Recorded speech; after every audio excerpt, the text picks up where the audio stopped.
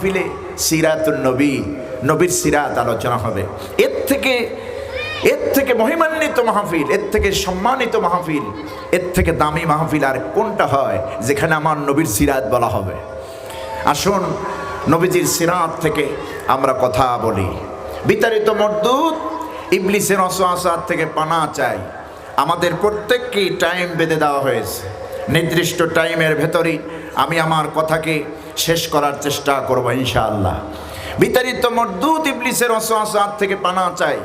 আমি কোরআনে কারীম থেকে সূরাত আলে ইমরানের দুটি পরিচিত আয়াতে কারিমা তেলাওয়াত করেছি। এখান থেকে আমরা আলোচনা শুরু করব ইনশাআল্লাহ। আল্লাহ যেন আমাদেরকে বরকতময় করেন, শয়তানের ওয়াসওয়াসা থেকে যেন বাঁচান। এজন্য আমার সঙ্গে পুরুষ সূচিত কণ্ঠে সবাই পড়ুন, আউযু বিল্লাহি মিনাশ শাইতানির রাজীম, বিসমিল্লাহির রাহমানির রাহিম।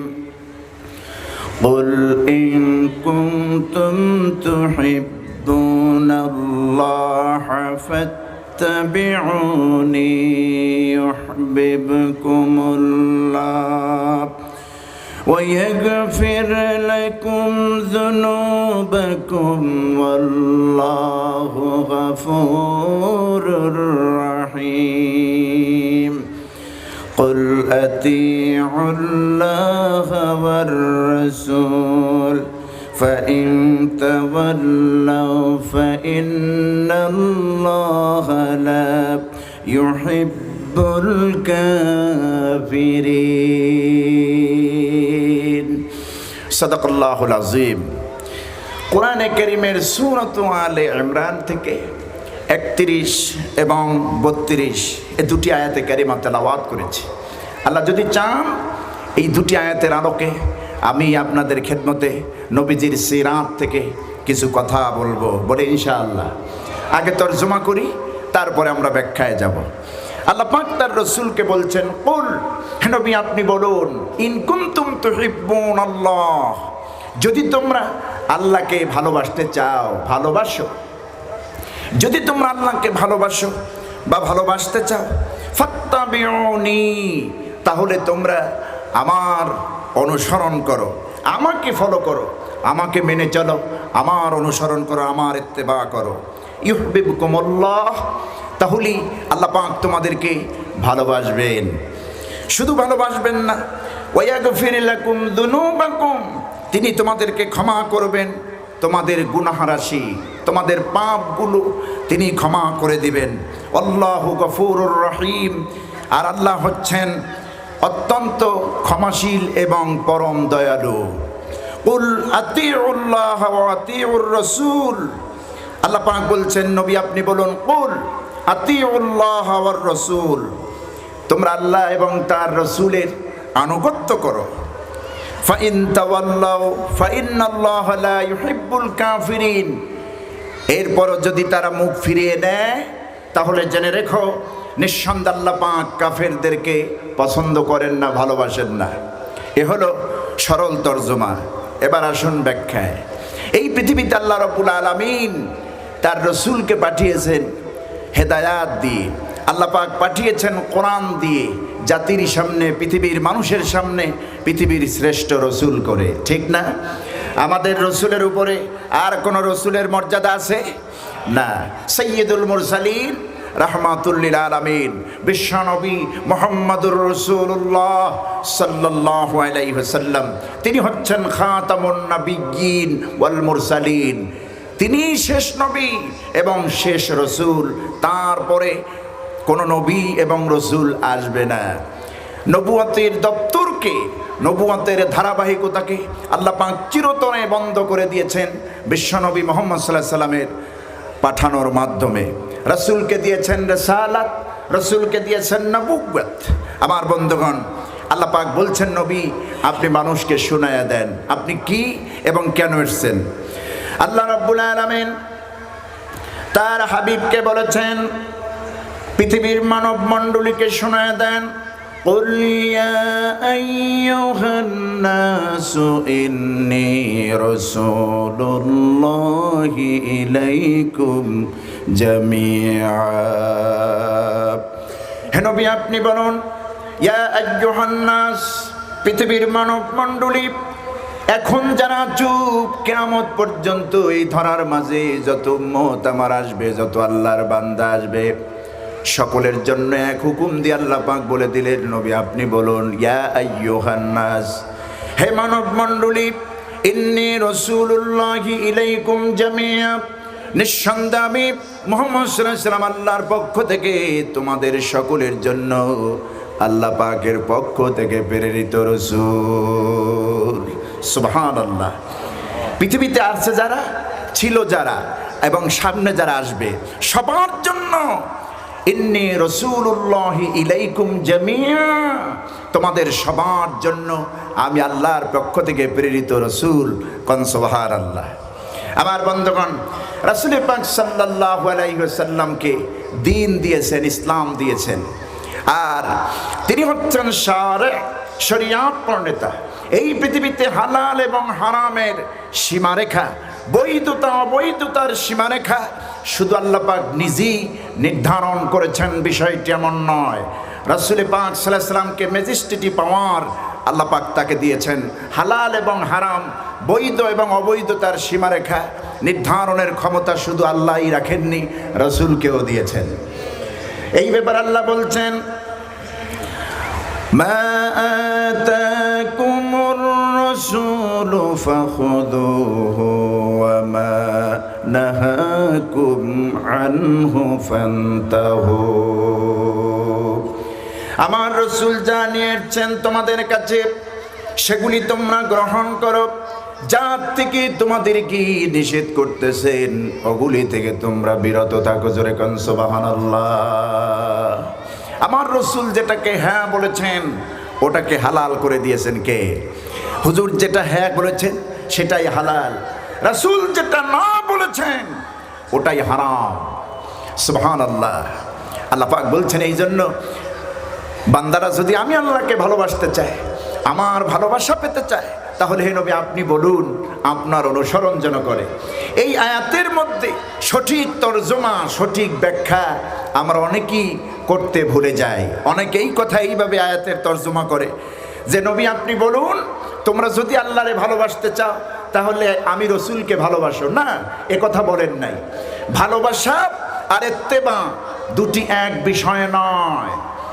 কারণ ইত্তেবা হচ্ছে অনুসরণ আর ইত্তেবা রাসূলের ইত্তেবা করলে পরে ইত্তেবার মধ্যে রয়েছে হুব্বুর রাসূল ইত্তেবায়ে রাসূল দুটোটা আর শুধুমাত্র হুব্বুর রাসূলের মধ্যে হুব্বুর রাসূল রয়েছে ইত্তেবায়ে রাসূল নাই রাসূল পাক সাল্লাল্লাহু আলাইহি সাল্লামের আপন চাচা হযরত আমির হামজা রাদিয়াল্লাহু তাআলা আনহু হযরত আব্বাস রাদিয়াল্লাহু তাআলা আনহু যেই দুইজন চাচা আপন চাচা আর একদিকে আরো দুইজন আপন চাচা আবু লাহাব এবং আবু তালিব তো সাংঘাতিক আপন চাচা সাংঘাতিক মানুষ ছিলেন রাসূলের খুব দরদশীল মানুষ ছিলেন আবু তালিব বিশ্বনবী মুহাম্মদ সাল্লাল্লাহু আলাইহি সাল্লামের দায়িত্ব নিয়েছেন 16 থেকে 18টি বছর 18টি বছর নবীজি বলেছেন আমার আব্বার মুখ আমি দেখি নাই জন্মের পরে আমি আমার বাবার মুখ দেখি নাই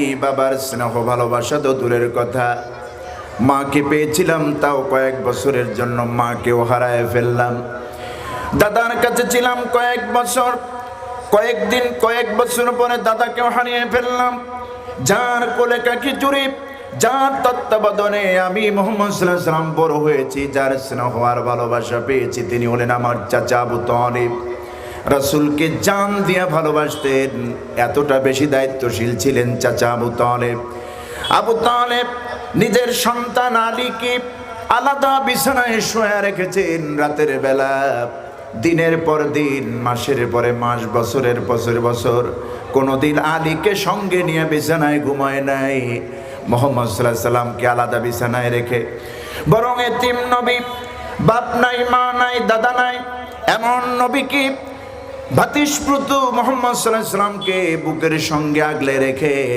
একই চাদরের ভেতরে একই কম্বলের মধ্যে ঘুমাইছেন বছরের পর বছর, মাসের পর মাস, আলাদা হতে দেন নাই। এতিম নবী, এতিম বাচ্চা মোহাম্মদ, কে দেখবে তারে? কি মহব্বত আর ভালোবাসা আবু তালেব দিয়েছেন, একটা ফুলের টোকা পর্যন্ত রাসূলের গায়ে লাগতে দেন নাই। আমার বন্ধুগণ, সেই চাচা যখন ইন্তেকাল করবেন, ইন্তেকালের পূর্বে বিশ্বনবী তার কাছে চলে গেলেন। চাচার কাছে গিয়ে বলতেছেন, চাচাজি আপনি তো আমার চাচা, আমি আমার জন্মের পরে বাবার মুখখানা দেখি নাই, জন্মের এতিম আমি, মাত্র কয়েক বছর মাকে পেয়েছিলাম, তারেও হারিয়ে ফেললাম, দাদাও নাই, মা বাবা মুরব্বীদের যে ভালোবাসা মহব্বত স্নেহ এগুলি যা পেয়েছি আপনার থেকেই পেয়েছি। আমার আব্বা যদি বেঁচে থাকতেন, তিনি যদি আদর করতেন আপনার মতোই হয়তো আদর করতেন, ভালোবাসা দিতেন। চাচাজি আমি আপনাকে ভালোবাসি, আপনিও আমাকে জীবনের চাইতে বেশি ভালোবাসেন। এই ভালোবাসার দাবিতে বলছি, এই মহব্বত, এই ভালোবাসা জান্নাত পর্যন্ত অটুট থাকুক, জান্নাত পর্যন্ত এই ভালোবাসার ধারাবাহিকতা থাকুক। ইন্তেকালের সময় আপনি শুধু আমার একটু শুনায় পড়ুন, লা ইলাহা ইল্লাল্লাহ, লা ইলাহা ইল্লাল্লাহ, লা ইলাহা ইল্লাল্লাহু মুহাম্মাদুর রাসূলুল্লাহ সাল্লাল্লাহু আলাইহি ওয়াসাল্লাম। শুধু আমার শুনে পড়ুন, লা ইলাহা ইল্লাল্লাহ মুহাম্মাদুর রাসূলুল্লাহ। কালেমার শেষ অংশ বলার দরকার নাই। আল্লাহ ছাড়া কোনো ইলাহা নাই, মাবুদ নাই, উপাস্য নাই, বিধানদাতা নাই, আইনদাতা নাই, এতটুকুন বলুন। কিয়ামতের ময়দানে, কঠিন ময়দানে, মাহশারে এতটুকুন দলিল কি কোট করে বিদেশ করে কিয়ামতের দিন লক্ষ কোটি কোটি মানুষের ভেতরে জান্নাতে নিয়ে যাওয়ার জন্য যত ধরনের সুপারিশ দরকার আমি আল্লাহর কাছে আপনার জন্য করব। চাচাজি শুধু আমারে শুনে একটু পড়ুন, লা ইলাহা ইল্লাল্লাহ। আপনারা বলুন, আবু তালেবের হেদায়েত নসিব হয়েছিল, ঈমান আনতে পারে নাই, নবীজি রাগ করে চলে গেলেন বেজার হয়ে। আল্লাহ রাব্বুল আলামিন পরবর্তীতে তার রাসূলকে সান্ত্বনা দিতে গিয়ে বললেন, হাবিব আপনি মন খারাপ করবেন না, বেজার হবেন না, কারণ হেদায়েতের মালিক আমি আল্লাহ পাক, আপনারে বানাই নাই। ইন্নাকা লা তাহদি মান আহবাবতা ওয়ালাকিন্নাল্লাহা ইয়াহদি মান ইয়াশা। হে নবী, আপনি চাইলে আপনার পছন্দ মতো কাউরে হেদায়েত দিতে পারবেন না, কারণ হেদায়েতের মালিক তো আপনি না। আপনি যাকে চাইবেন তাকে আপনি হেদায়েত দিতে পারবেন না। আপনার ভালোবাসার পাত্রকে, ভালোবাসার মানুষকে, প্রিয় মানুষকে আপনি চাইলেও হেদায়েত দিতে পারবেন না। ওয়ালাকিন্নাল্লাহা ইয়াহদি মান ইয়াশা, বরং আল্লাহ পাক তিনি কেবল যাকে চাইবেন কেবলমাত্র সেই হেদায়েত পেয়ে যাবে। সুবহানাল্লাহ। হেদায়েতের মালিক আমি আল্লাহ রাব্বুল আলামিন। পৃথিবীর কোন নবী রাসূলকে হেদায়েতের মালিকানা দেওয়া হয় নাই। আমার বন্ধুগণ, সুতরাং নবীর চাচার আপন দুইজন চাচা কাফের অর্থাৎ ঈমান হারা হয়ে দুনিয়া থেকে বিদায় হলো, আবু লাহাব এবং আবু তালেব। এরাও আপন চাচা, রাসূলকে ভালোবাসছে আবু তালেব কম না। আবু তালেবের মতো ভালোবাসা কেউ দিতে পারেনি, রাসূলকে কেউ এত ভালোবাসা দিতে পারেনি। কিন্তু রেজাল্ট হলো কি? ঈমান হারা হয়ে গেল। সেই ঈমান হারা হওয়ার কারণে, রাসূলের ইত্তেবা না করার কারণে, রাসূলের আনিত জীবন ব্যবস্থা মেনে না নেওয়ার কারণে তার জায়গা হবে কোথায়? জাহান্নামে। জাহান্নামে জায়গা হবে। আমার বন্ধুগণ, আর একজন চাচা আবু লাহাব, তার কথা তো আপনারা সবাই জানেন। কোরআনে কারিমে আল্লাহ রাব্বুল আলামিন আবু লাহাবের সম্পর্কে একটা সূরা আল্লাহ নাজিল করে দিয়েছেন। আবু লাহাব এবং তার স্ত্রীর কি পরিণতি হবে তা আল্লাহ জানায় দিয়েছেন। তাব্বাত ইয়াদা আবি লাহাবিন ওয়া তাব মা আগনা আনহু মালুহু ওয়া মা কাসাব سيصلى نارا ذات لهب وامرأته হাম্মালাতাল হাতাব ফি জিদিহা হাবলুম মিন মাসাদ। আল্লাহ পাক বলছেন তাব্বাত ইয়াদা আবি লাহাব, আবি লাহাবের দুই হাত হস্তদ্বয় ধ্বংস হোক। সে যা কামাই করেছে তা ধ্বংস হবে, এবং তার স্ত্রী ইমরাআতু হাম্মালাতাল হাতাব, তার স্ত্রী সে ধ্বংস হবে। কেন? কারণ আবু লাহাবের চাইতে তার স্ত্রী খারাপ কম না। কথা বুঝতেছেন? রাসূলুল্লাহ যেখানে তাওহীদের দাওয়াত দিয়েছেন, কোরআন নাজিল হওয়ার পর কোরআনের আয়াতগুলি যে এলাকায় পড়িয়ে শুনিয়েছেন, তেলাওয়াত করে শুনিয়েছেন, জাতিকে জানাচ্ছেন, সেই এলাকায় গিয়ে দুষ্ট মহিলা সেখানে গিয়ে মিথ্যা প্রপাগান্ডা ছড়াতো আর বলতো, ও মক্কার কুরাইশের লোকেরা, এতক্ষণ যে মুহাম্মাদের নিজেকে নবী দাবি করা মুহাম্মাদের কথা তোমরা শুনলা, কোরআন নামক জাদুর কিতাব থেকে যে কথাগুলি তোমাদেরকে শোনানো হলো, এগুলির কোনো ভিত্তি নাই, এগুলি মিথ্যা কথা। নাউযুবিল্লাহি মিন যালিক। আমার বন্ধুগণ, এই দুষ্ট মহিলা ইসলামের চরম ক্ষতি করেছে। পৃথিবীতে দুষ্ট মহিলা, এত বড় দুষ্ট মহিলা ছিল, আজও ওদের বংশধর পৃথিবীতে আছে। আবু লাহাবের স্ত্রী যে দুষ্ট মহিলা আমার রাসূলকে কষ্ট দিয়েছে, আর ওই মহিলার উত্তরসূরি এই বাংলাদেশে কষ্ট দিয়েছে আল্লামা সাঈদী রহমাতুল্লাহ আলাইকে। কোরআনের পাখিকে কষ্ট দিয়েছে। ভারতের প্রেসক্রিপশনে শেষ পর্যন্ত গত বছর সারা পৃথিবীর মুসলমানের কলিজার টুকরা, হৃদয়ের স্পন্দন আল্লামা দেলোয়ার হোসেন সাঈদী রহমাতুল্লাহ আলাইকে পরিকল্পিতভাবে শহীদ করেছে। আমার বন্ধুগণ, সুতরাং এই দুষ্ট মহিলাদের বংশধর থেকেই যাবে কিয়ামত পর্যন্ত। ওর মেয়ে, ওর মেয়ে, ওর মেয়ে, ইলা ইয়াউমিল কিয়ামা। ইসলামের চরম দুশ্মনী, দুষ্ট নারী এরা থাকবে, পুরুষও থাকবে, নারীও থাকবে।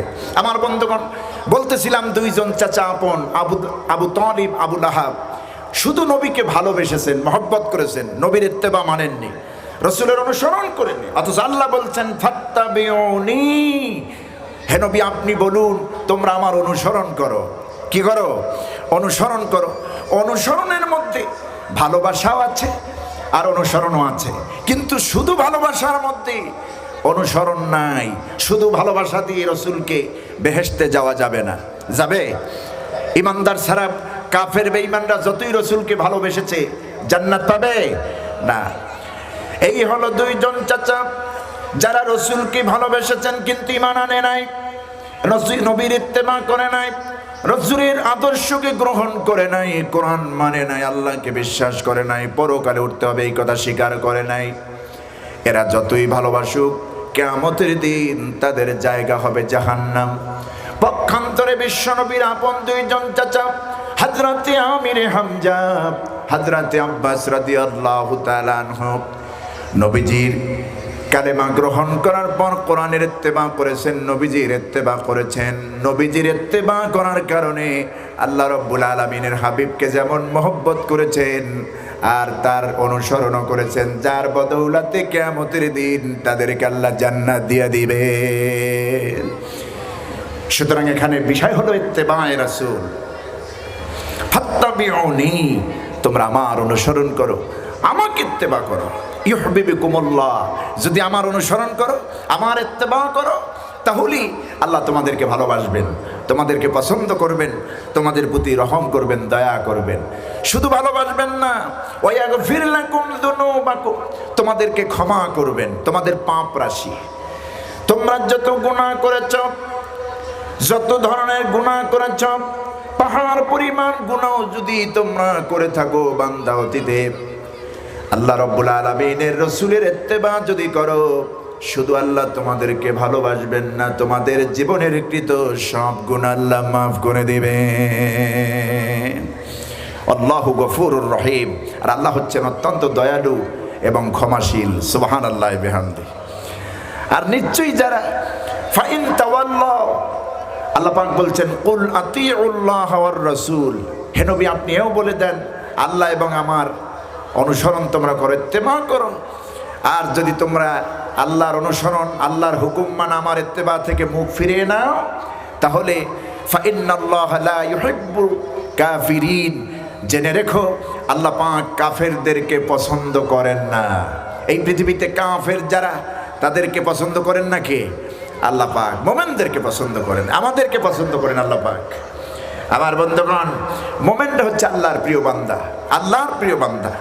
সুতরাং রসুলের ইত্তেবার মধ্যে রয়েছে, অনুসরণের মধ্যেই রয়েছে সফলতা।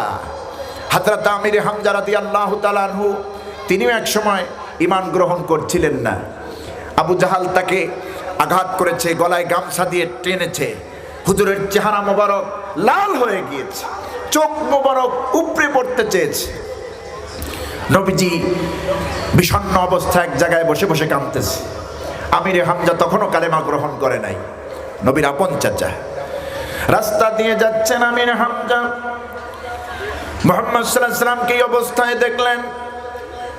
আমির হামজা জিজ্ঞেস করলেন, ভাতিজা তোমার এই পরিণতি কি করলো?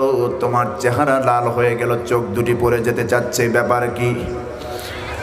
নবীজি বলছেন, চাচাজি আপনারে বলে লাভ কি?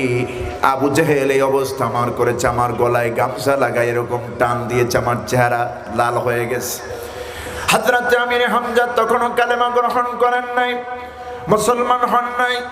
তিনি শোনা মাত্রই দৌড় দিলেন আবু জেহেলের বাড়িতে, তরবারে নিয়ে আবু জেহেলকে বলছে, আবু জেহেল রে শোন, মুহাম্মদ সাল্লাল্লাহু আলাইহি সাল্লাম আমার ভাতিজা, তুই তারে মারছো, তুই তারে আঘাত করছো নাকি? কয় হ্যাঁ।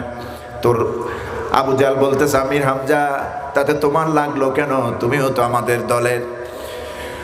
হযরত আমির হামজা বলছে, শোন আবু জাহাল, তুই কি ভেবেছিস আব্দুল্লাহ দুনিয়া থেকে বিদায় হয়েছে, তার সন্তান মুহাম্মদ এতিম না?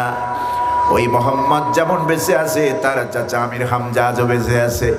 কেন তুই আমার ভাতিজা এতিম সন্তান এতিম মোহাম্মদকে এইভাবে মারলি? এমন তরবারি দিয়ে এমন জোরে আঘাত করেছেন, বেহুশ হয়ে মাথা ফেটে আল্লাহর জমিনে ওই আবু জেহেল পড়ে রইল।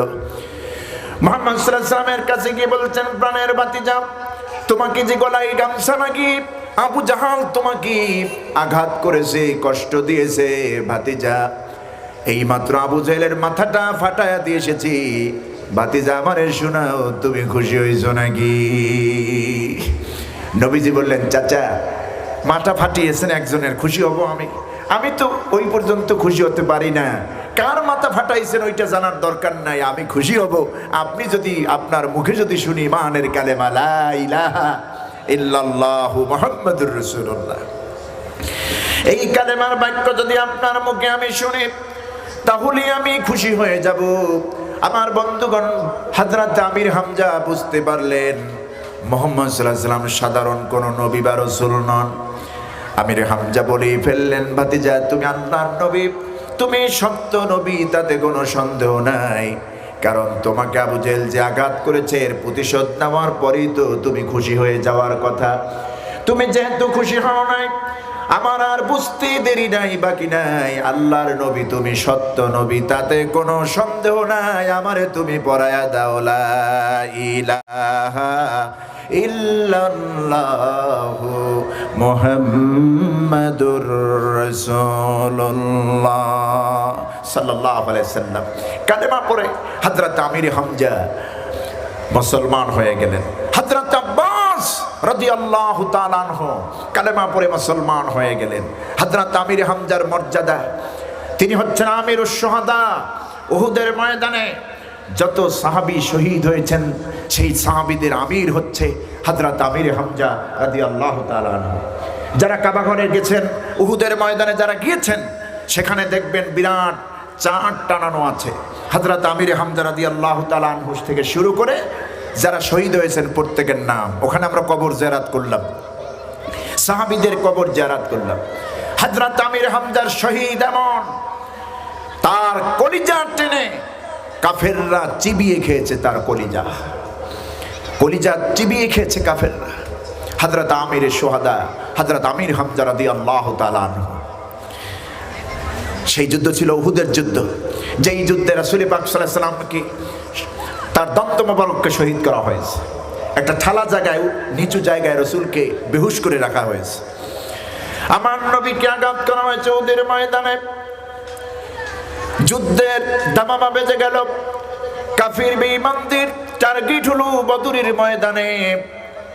ওই মুহাম্মদ সাল্লাল্লাহু আলাইহি ওয়াসাল্লামের সাহাবীরা আবু জেহেলকে দুনিয়া থেকে বিদায় করেছে, এই ক্ষোভ নিয়ে উহুদের ময়দানে তারা নেমেছে। কাফের বেঈমানদের টার্গেট হলো একজন, তিনি হলেন মুহাম্মদ সাল্লাল্লাহু আলাইহি সাল্লামকে দুনিয়া থেকে বিদায় করতেই হবে, হত্যা করতে হবে। আমার বন্ধুগণ, কাফের বেঈমানের আমার রাসূল কি হুজুর তো মাথার উপরে হেলমেট পরা ছিলেন, সাহাবায়ে কেরাম তার সঙ্গে ছিলেন।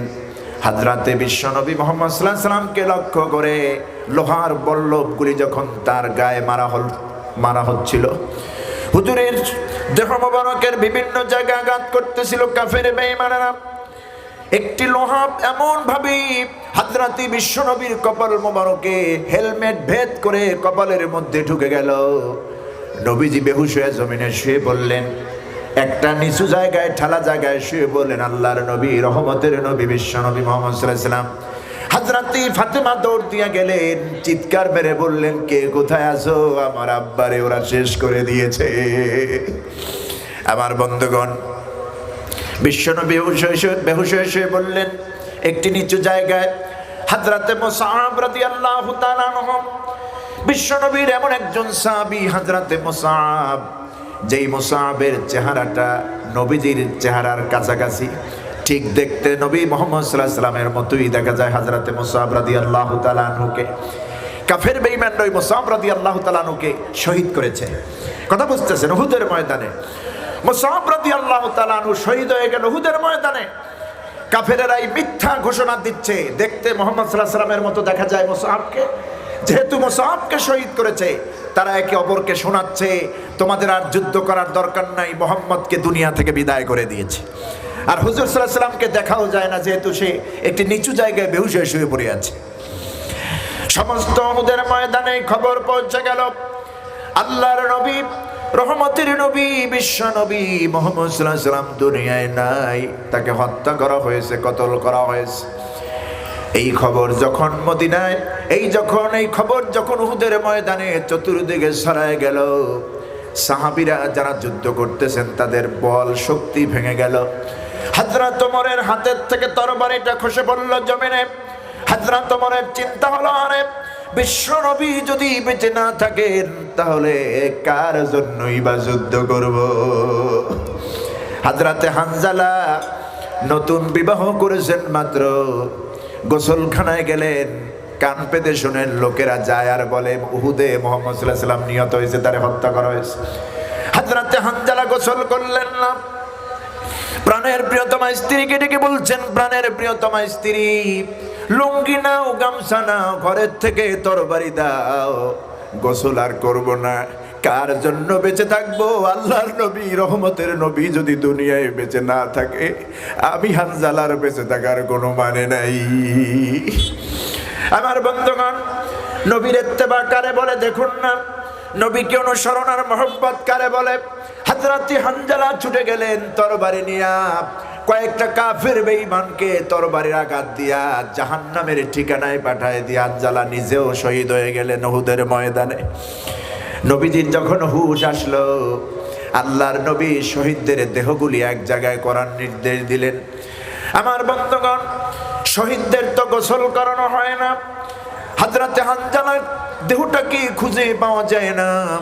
হযরত হানজালার স্ত্রী খবর পেলেন তার স্বামী হানজালা শহীদ হয়ে গেছে। নবীজির কাছে দূরের থেকে রাসূলকে সালাম বলে আর বললেন, ইয়া রাসূলুল্লাহ, আমি জানি শহীদদের গোসল দেওয়া হয় না, গোসল করানো হয় না, কিন্তু আমার স্বামী হানজালারে যেন গোসলের ব্যবস্থা করা হয়, কারণ তার উপরে গোসল ওয়াজিব ছিল, গোসল ফরজ ছিল। নতুন বিবাহ করেছেন আমার স্বামী, তার উপরে গোসল ওয়াজিব ছিল, কাজী তাকে যেন গোসল করানো হয়, তাকে যেন গোসল দেওয়ানো হয়। আমার বন্ধুগণ, হযরতে হানজালার লাশ দেহটা আনা হলো সামনে।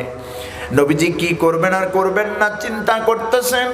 হঠাৎ করে আল্লাহ রাব্বুল আলামিন তার হাবিবকে জানায় দিলেন, হাবিব, আপনি হানজালাকে নিয়ে চিন্তা করবেন না, হানজালার গোসলের কোনো দরকার নেই, হানজালার গোসল করাতে চাই নাই।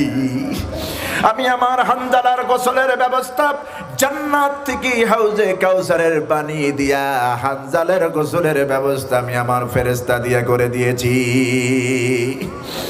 আমার বন্ধুগণ, নবীজি দেখতে পেলেন হযরতে হানজালার চুল দিয়া কানের লতি দিয়া জ্ঞান নগদ নগদ যেন পানিগুলি টপকে টপকে পড়তেছে, এই মাত্র গোসল করা হয়েছে এইরকম বোঝানো যায়। মনে হচ্ছে যেন হযরতে হানজালাকে এই মাত্র গোসল করানো হয়েছে, কানের লতি দিয়ে পানিগুলি টপকে পড়তেছে, চুলগুলি ভিজা ভেজা। আমার বন্ধুগণ, এরা ছিলেন কেমন নবীর অনুসারী, কেমন নবীর প্রেমিক। আজকে যারা মুখ আওড়ায় আর বলে আশিকে রাসূল সাল্লাল্লাহু আলাইহি সাল্লাম, ওই সমস্ত জায়গায় দেখুন সুন্নতের কোনো আমল নাই, ঠিক কিনা? দেওয়ালে দেওয়ালে লেখার নাম আশিকে রাসূল নয়। আশিকে রাসূল হতে অন্তঃকরণে বাস্তবতার মাধ্যমে কাজে পরিণত করে আশিকে রাসূল হতে হবে। শুধু মুখে আওড়ালে পরে আশিকে রাসূল হওয়া যায় না।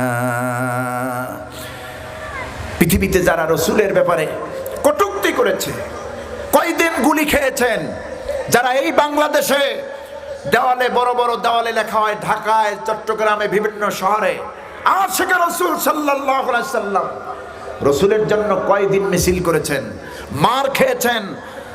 রাসূল যে জীবন ব্যবস্থা রেখেছেন কোরআন, এই কোরআন জমিনে কায়েমের জন্য কয়দিন জেল খেটেছেন, জালিমের রোশনালে কয়দিন পড়েছেন। বরং নিজেদেরকে এমন আশিকে রাসূল দাবি করেন, জালেমদের সাথে আপনারা আতাত করে চলেছেন বিগত 16টি বছর, জালেমদের সাথে আতাত করেছেন। আমার বন্ধুগণ, যেখানে সুবিধা সেখানে আপনারা গ্রহণ করেছেন, আপনারা সঠিক সময় কোনো কাজ করেন নাই। সুতরাং আশিকে রাসূল পরিচয় দিয়ে এই জাতীয় মিথ্যা ধোঁকাবাজি করা যাবে না। আশিকে রাসূল থাকবে হযরত ওমর রাদিয়াল্লাহু তাআলা আনহুর ভূমিকায়, ঠিক কিনা? আশিকে রাসূল এদেশের ছিল যারা কোরআনের জন্য, ইসলামের জন্য, আল্লাহর দ্বীনের জন্য জীবন দিয়েছে, শহীদের নজরানা পেশ করেছে আল্লাহর দরবারে, তারাই প্রকৃত আশিকে রাসূল। যারা নবীর ইত্তেবা করেছে, রাসূলের আনিত জীবন ব্যবস্থা কায়েম করেছে, রক্ত দিয়েছে, ফাঁসির মঞ্চ গ্রহণ করেছে, তবুও কোনো বাতিলের রক্ত চক্ষুকে ভয় পায় না, এরা হচ্ছে আশিকে রাসূল, ঠিক কিনা?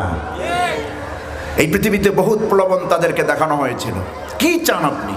নারী চান, বাড়ি চান, ক্ষমতা চান, সব দেব।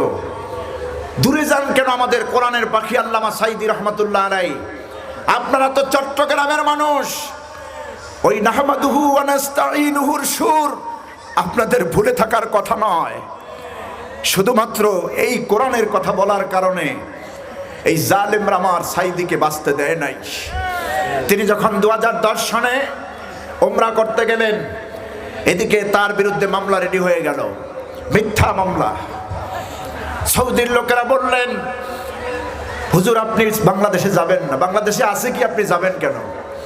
আপনি এত বড় একটা সম্মানী মানুষ, কোরআনের পাখি, জীবন দিয়ে আমরা আপনারে ভালোবাসি, আপনি বাংলাদেশে যাবেন না, আর আপনারে বাঁচতে দেবে না। মিথ্যা মামলা দিয়ে আপনাকে হ্যস্ত করবে, জিল্লতি করবে। আল্লামা সাঈদী বললেন, আমি তো কোনো অপরাধ করিনি, আমি পালিয়ে থাকবো কেন? আমি কেন পালিয়ে থাকবো? আর এটা তো আমার দেশ নয়, আমার জন্মস্থান বাংলাদেশ, স্বাধীন সার্বভৌমত্ব বাংলাদেশ আমার জন্মস্থান। আমি পালিয়ে থাকার লোক নই। আলেমরা পালায় না, বরাবর আমরা দেখেছি জালেমরাই পালায় পৃথিবী থেকে, ঠিক কিনা? কারা পালায়? জালেমরা। কারণ জালেমদের স্থান কোথাও হয় না। আল্লাহু লা ইয়াহদিল কওমাজ যালিমিন, আল্লাহ বলছেন জালেমদেরকে আল্লাহ হেদায়েত দেন না। আল্লামা সাঈদী দেশে আসলেন, কয়েকদিন পরই তাকে অ্যারেস্ট করা হলো। আমার বন্ধুগণ, মিথ্যা মামলা দিয়ে তাকে অ্যারেস্ট করা হলো। আল্লাহর দ্বীনের দায়ীদেরকে, ইসলামী আন্দোলনের কর্মীদেরকে শহীদ করা হলো, ফাঁসির মঞ্চ দেওয়া হলো, তাকে বানানো হলো চোর, হত্যাকারী, ধর্ষণকারী। আল্লামা সাঈদী মানুষ হত্যা করেছেন, নারী ধর্ষণ করেছেন। শয়তানও বিশ্বাস করবে? শয়তানের কাছেও তাক লাগানো খবর যে আমি আর কি এর শয়তান, আল্লাহ আমার বড়টারে তো বাংলাদেশে রেখে দিয়েছ। Lady frown, lady frown. আমার বন্ধুগণ, সুতরাং জেলাপির প্যাসের মধ্যে নবীর মহব্বত খুঁজবেন না। নবীর মহব্বতটা শহীদের তরবারির আঘাতে রক্তের মধ্যে, শহীদের রক্তের মধ্যে নবীর অনুসরণ মহব্বত খুঁজবেন, ঠিক কিনা? আল্লাহ রাসূল সাল্লাল্লাহু আলাইহি সাল্লামকে ভালোবেসেছেন সাহাবীরা, জান প্রাণ দিয়ে ভালোবেসেছেন, রসুলের ইত্তেবা করেছেন, অনুসরণ করেছেন। আমরাও রসুলকে ভালোবাসতে চাই সাহাবায়ে কেরামদের নমুনায়, ঠিক না? ইন্তেকাল পর্যন্ত নবীর সাহাবীরা দেখিয়েছেন কেমনে রসুলকে ভালোবাসতে হয়। নবীর বিয়োগ বেদনায় পাগল হয়ে গেল সাহাবায়ে কেরাম রিদওয়ানুল্লাহি তাআলা আলাইহিম আজমাইন। আর সাহাবীরা তো এমন, যেই সাহাবীদের উপর আল্লাহ খুশি, আল্লাহর উপরে সাহাবীরা খুশি। রাদিয়াল্লাহু আনহুম ওয়া রাদু আন যালিকা লিমান খাশিয়া রাব্বাহ। আল্লাহ পাক বলছেন নবীর সাহাবীরা যারা নবীকে ভালোবাসে, নবীর ইত্তেবা করে, নবীর দেখানো পথে চলে, নবীর দেখানো মত গ্রহণ করে, সিরাতে মুস্তাকিমের উপরে চলে, এই জমিন আল্লাহর দিন কায়েমের আন্দোলন করে, কোরআনকে আল্লাহর বিধান মানে, আখিরাতকে ভয় করে, এই মানুষগুলির উপরে, নবীর সাহাবীদের উপরে আমি আল্লাহ খুশি, আর এরাও আমি আল্লাহর প্রতি খুশি। যেরকম সুবহানাল্লাহ। এই সমস্ত সাহাবীরা নবীজিকে কেমন ভালোবাসা দিয়েছেন। ইন্তেকালের সময় নবীজি যেদিন ইন্তেকাল করবেন, আমার বন্ধুগণ, আল্লাহ রসুল ইন্তেকালের পূর্বে অনেক দিন অসুস্থ ছিলেন। তিনি প্রচণ্ড জ্বর হয়েছিল, নবীজির মাথা খাড়া করতে পারেন না, মাথায় প্রচণ্ড ব্যথা। কয়েক ওয়াক্ত নামাজ সাইয়েদনা আবু বকরের ইমামতিতে মসজিদে নববীতে চলছিল। যেদিন আল্লাহর নবী ইন্তেকাল করবেন ওই দিন সকালবেলা হযরত আবু বকর রাসূলুল্লাহর ঘর মা আয়েশার কামরায় চলে গেলেন। মসজিদে নববীর সামনে তার কামরা, হুজরাখানা। ফজরের নামাজের পর আবু বকর হযরত আব্দুল্লাহ ইবনে জামার সাথে থেকে শুরু করে কয়েকজন সাহাবী নবীজির ঘরে ঢুকলেন আর নবীজিকে সালাম বললেন। নবীজি সালামের জবাব দিলেন। নবীজি জিজ্ঞেস করলেন, হুজুরকে আবু বকর জিজ্ঞেস করলেন, ইয়া রাসূলুল্লাহ, আপনি কেমন আছেন, আপনার শরীর এখন কেমন? নবীজি বলছেন, আবু বকর, আগের তুলনায় ভালো, কিন্তু আমার মাথা আমি খাড়া করতে পারছি না, প্রচন্ড জ্বর উঠেছে। হযরত আয়েশা তাকে কিছু পানি, ঠান্ডা পানি নবীজির মাথা মোবারকে ঢাললেন। বন্ধুগণ আমার, হযরত আবু বকর বলছেন, ইয়া রাসূলুল্লাহ, হে আল্লাহর রাসূল, আপনি মসজিদে নববীতে যান না।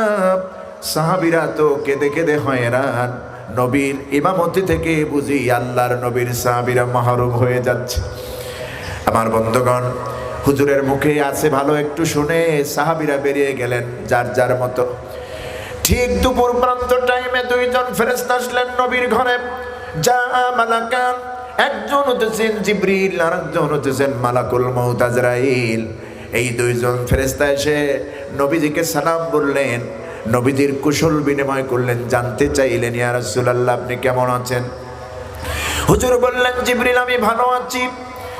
এবার হযরতে জিবরিল আমিন হযরতে মালাকুল মউত কি পরিচয় করায় দিলেন। হাযা মালাকুল মউত ইয়া রাসূলুল্লাহ, হে আল্লাহর রাসূল, ইনি হচ্ছেন মালাকুল মউত আজরাইল। হে আল্লাহর রাসূল, আপনার কাছে এসেছেন আপনার রূহ মোবারক কবজ করার জন্য। মালাকুল মউত চলে আসলেন, নবীরে সালাম দিলেন আর নবীকে বললেন, ইয়া রাসূলুল্লাহ, আমাকে আল্লাহ পাক আপনার রূহ কবজ করার জন্য পাঠিয়েছেন। আমি আল্লাহর হুকুম নিয়ে এসেছি, তবে আপনি যদি অনুমতি দেন তাহলে রূহ কবজ করতে পারবো, নচেত না। আমাকে রিটার্ন ফেরত যাওয়ার জন্য বলা হয়েছে। আল্লাহ রাব্বুল আলামিন একথা আমাকে বলেছেন, ওই আল্লাহ পাক আপনার দিদারের অপেক্ষায় আছেন, আপনার মোলাকাতের অপেক্ষায় আছেন। নবীজি বলছেন, আজরাইল রে, আমি চাই না এই দুনিয়ার থাকতে, কারণ রফিকুল আলা, বাড়ির রফিকুল আলা, আমিও চাই আমার মাবুদের সঙ্গে তাড়াতাড়ি দিদার হয়ে যাক। ও ফাতেমা, হাসান, হোসেন, সরে যা আমার ঘর থেকে, আল্লাহর মেহমানের। মালাকুল মউত তার দায়িত্ব পালন করলেন, রূহ মুবারক নিয়ে গেলেন। সমস্ত মদিনা মুনাওয়ারায় খবর পৌঁছে গেল, মুহূর্তের মধ্যে নবীজির ইন্তেকাল। আমার বন্ধুগণ, হযরত ওমর এক জায়গায়, আলী আর এক জায়গায়, বেলাল আর এক জায়গায়। হযরতে বেলাল পাহাড়িয়া রাস্তা বেয়ে চলছিলেন, যখন শুনতে পেলেন আল্লাহর নবী দুনিয়ায় নাই। হযরতে বেলাল বসা অবস্থা, হাঁটা অবস্থায় বেহুশ হয়ে বসে বললেন, শুয়ে বললেন। আমার বন্ধুগণ, হযরত ওমর পাগলের মতো হয়ে গেল, দিশেহারা হয়ে গেল। মসজিদে নববীর সামনে তরবারি উঁচু করে বলতেছে, আমার নবীর সাহাবীরা, খবরদার কেউ বলবেন আমার নবী দুনিয়ায় নাই। যেই ব্যক্তি বলবে আমার রাসূল দুনিয়া থেকে বিদায় হয়েছেন, ইন্তেকাল করেছেন, আমি এই তরবারি দ্বারা তার ফয়সালা করব, মাথা থেকে জনমের মতো দেহ আলাদা করে দেব। কেউ কোনো ভয় কথা বলেন না। সাইয়েদনা আবু বকর অনেক দূর থেকে এসে দেখেন মসজিদে নববীর সামনে অনেকগুলি লোক ওমর এরকম লম্বা লম্বা বক্তব্য দিচ্ছেন। কিছুক্ষণ শুনলেন, আবু বকর বুঝতে পেরেছেন ওমর যেই বক্তৃতা দিয়েছে ওমর নবীজির বিয়োগ বেদনায় পাগল পারা দিশারা হয়েছে। আমি ছাড়া ওমরকে কেউ ঠান্ডা করতে পারবে না। ওই লোকদের পেছন থেকে গিয়া সাইয়েদনা আবু বকর ওমরের পাশে দাঁড়ায় গেলেন, হাতখানা ডান হাতখানা ওমরের মাথার উপরে বুলায় দিলেন। কোরআনে কারীম থেকে ছোট্ট একটু আয়াত পড়ে ওমর রে নসিহা করলেন আর বললেন, ওমর শোনো, ওমর শোনো, ওয়ামা মুহাম্মাদুন ইল্লা রাসূলুন ক্বাদ খালাত মিন ক্বাবলিহির রাসূল। হে ওমর, নিশ্চয়ই মুহাম্মদ সাল্লাল্লাহু আলাইহি ওয়াসাল্লাম নতুন কোন রসুল নন, তার আগে এই পৃথিবীতে বহুত নবী এবং রসুল এসেছেন, আল্লাহ তাদেরকে নিয়ে নিয়েছেন। কত খালাত মিন ক্বাবলিহির রাসূল, অতীতে যত রসুল এসেছে সবাই আল্লাহ পাক তাদেরকে দুনিয়া থেকে নিয়েছেন, বিদায় করে নিয়েছেন। সুতরাং মুহাম্মদ সাল্লাল্লাহু আলাইহি ওয়াসাল্লামকেও আল্লাহ তার সাক্ষাতে নিয়েছেন। তুমি কি আল্লাহর সিদ্ধান্তের বিরোধিতা করতে চাও? এই কথা বলে আল্লাহর বিরোধিতা করতে চাও? এতটুকুন বলেছেন, ওমর ঠান্ডা হয়ে গেল। হযরত আবু বকর ওমর সহ নবীর ঘরে ঢুকলেন। পূর্ব কিনারা ইয়ামানি সাদা চাদর দিয়ে আমার রসুলের দেহ মোবারক ঢেকে রাখা হয়েছে। হযরত আবু বকর গেলেন, চাদরটা সরায় দেখলেন নবীজি ঠিকই ঘুমিয়ে আছে। গোসলের দায়িত্ব দিলেন, কবর খনন করা হলো মায়েশার ঘরে, হুজুরকে কবরে নামায় দিলেন। সাহাবীরা কবরের চতুর্দিকে, মাথার কাছে নামলেন সাইয়েদনা আবু বকর, পায়ের কাছে নামলেন হযরত ওমর রাদিয়াল্লাহু তাআলা আনহু। আমার বন্ধুগণ, হুজুরকে শোয়ায়া দিয়া হযরত আবু বকর মাথার কাছে বসে গেলেন। চিন্তা করলেন, হুজুর আমি তো এখন উঠেই যাব, জীবনের অন্তত শেষ দেখাটা রাসূলকে দেখে নেই। নবীজির সাহাবী আবু বকর মাথার কাছে বসে বললেন, মাথার মুষ্টিটা খুললেন। হযরত আবু বকর এবার নিজের কান্না ধরে রাখতে পারলেন না। নবীজির সাহাবী আবু বকর দেখতেছেন আল্লাহর নবী, রহমতের নবী জান্নাতে ঘুমিয়ে গেছেন। হযরত আবু বকর নবীজির কপাল মোবারকে চুমু খাইলেন, চোখের পানি ছেড়ে দিয়া বললেন, ইয়া রাসূলুল্লাহ, আপনি জান্নাতে ঘুমায় গেলেন, আমাদেরকে এতিম শোক সাগরে ভাসায় গেলেন। হযরত ওমর পায়ের কাছে বসে পা দুটি বুকের সঙ্গে জড়ায় ধরে চিৎকার মারলেন, ও আমার নবীর সাহাবীরা, খবরদার কেউ আমাকে এখান থেকে উঠাবেন, আমার রসুল থেকে আমি সরে যাব না। আমি আমার রসুলকে ছাড়া থাকতে পারবো না, কারণ আমি আমার জীবনের চাইতেও বেশি ভালোবাসি আমার রসুলকে। আমি অমর ছিলাম জাহান্নামের আসামি, সেখান থেকে আমার হাত ধরে যেই নবীজি আমাকে জান্নাতের মেহমান বানিয়েছেন, আমার রসুল ছাড়া আমি কেমনে থাকি। হযরতে মুগিরা রাদিয়াল্লাহু তাআলা আনহু একজন সাহাবী, তিনি বলছেন, আল্লাহে ক্বাদ রাআইতু মাদফুনান নবী সাল্লাল্লাহু আলাইহি সাল্লাম, রসুলের মাদফুনের সময়, দাফন কাফনের সময় আমি পাশেই ছিলাম। আবু বকর মাথার কাছে, ওমর পায়ের কাছে, আমরা চতুর্দিকে কাঁদতেছি, সাহাবীরা কাঁদতে কাঁদতে বেকারার হয়ে পড়েছে। হঠাৎ তাকায় দেখি নবীজির চোখের কোনা দিয়ে পানি ছেড়ে দিয়েছে। রাসূলুল্লাহ বুঝাতে চাইলেন, ও আমার সাহাবীরা, তোদের জন্য আমার মায়া আছে কিনা দেখো। আমার কান্না শুরু ইলা ইয়াউমিল কিয়ামা, কিয়ামতের ময়দানে কাঁদবো, যতক্ষণ না আমার একটা উম্মতকে আল্লাহ পাক জাহান্নামে দিবেন, ততক্ষণ পর্যন্ত আমি কান্না বন্ধ করব না।